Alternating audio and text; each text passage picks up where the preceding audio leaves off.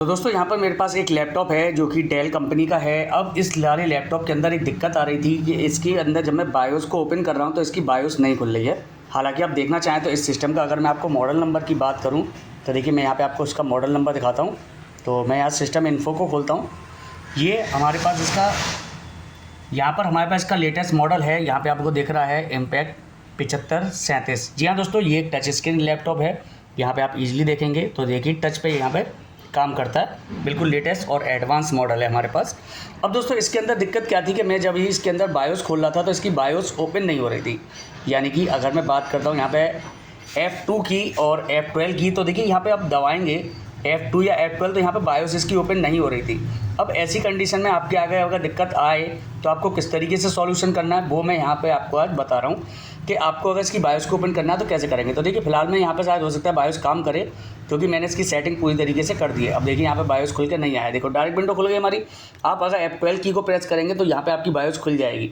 अब ऐसी कंडीशन अगर आपके सामने आ रही है, आप किसी लैपटॉप की अगर बायोस खोलना चाह रहे हैं, वो डेल का लैपटॉप है, तो आप उसको किस तरीके से देखेंगे, यानी किस तरीके से आप उसकी बायोस को खोलेंगे, वो मैं आपको यहाँ पे इस वीडियो में दिखा रहा हूँ। दोस्तों प्रैक्टिकली मैं पूरा करके दिखा रहा हूँ आपको। देखिए यहाँ पे पहले मैं इसको शट डाउन कर देता हूँ।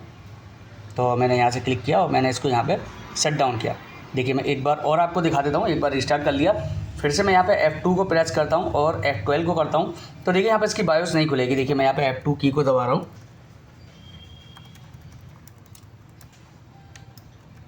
तो इसकी बायोस को खोलने में बहुत दिक्कतें हो रही है और मैंने 3 दिन का समय इसमें बिताया है और 3 दिन के बाद मैं जाके इसको समझाऊँ कि भाई हमें अगर इसकी बायोस को खोलना है तो हम किस तरीके से खोल सकते हैं। देखिए F2 मैंने प्रेस किया है पूरा, लेकिन यहाँ पर देखिए बायोस इसकी नहीं खुल रही।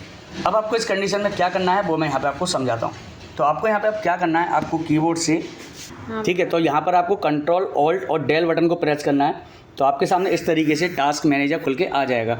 अब आपको क्या करना है, कीबोर्ड में शिफ्ट बटन को होल्ड करना है और आपको यहाँ पर क्या करना है, यहाँ पे आप देखेंगे यहाँ पे पावर का ऑप्शन आ रहा है, इस पर आपको क्लिक करना है। शिफ्ट बटन को आपको दबाए रखना है और रीस्टार्ट पर एक बार क्लिक कर देना है। और इस शिफ्ट बटन आपको दबाए रखना है जब तक कि सिस्टम आपका रीस्टार्ट होकर ना आ जाए। तो देखिए इस तरीके से आपके सामने चूज एंड ऑप्शंस का फीचर्स आ जाएगा। अब आपको क्या करना है, यहाँ पे देखिए ट्रबल शूट लिख रहा है, आपको ट्रबल शूट पे जाना है। यहाँ पे आपको एक ऑप्शन मिलेगा एडवांस सेटिंग, एडवांस ऑप्शन, तो इस पर आपको क्लिक करना है। अब यहाँ पे आपको मिलेगा UEFI फायरफॉक्स सेटिंग, इस पर आपको क्लिक कर देना है। इसके बाद रीस्टार्ट का ऑप्शन आ रहा है, आप यहाँ रीस्टार्ट पे अब देखिए जैसे सिस्टम रीस्टार्ट होकर आएगा आप देखेंगे आपके सामने बायोस यहाँ पे खुल के आ चुकी है। अब आप यहाँ पे इसकी सेटिंग्स को पूरी तरीके से देख लीजिए किस किस तरीके से मैंने यहाँ पे सेटिंग कर रखी है। आपको मेन तो ऑटोमेटिकली है, एडवांस पे आप क्लिक करेंगे तो देखिए एडवांस सेटिंग हमारी इस तरीके से आएगी। यहाँ पर टच नहीं काम कर रहा तो आप एरो की से आगे बढ़ाएंगे।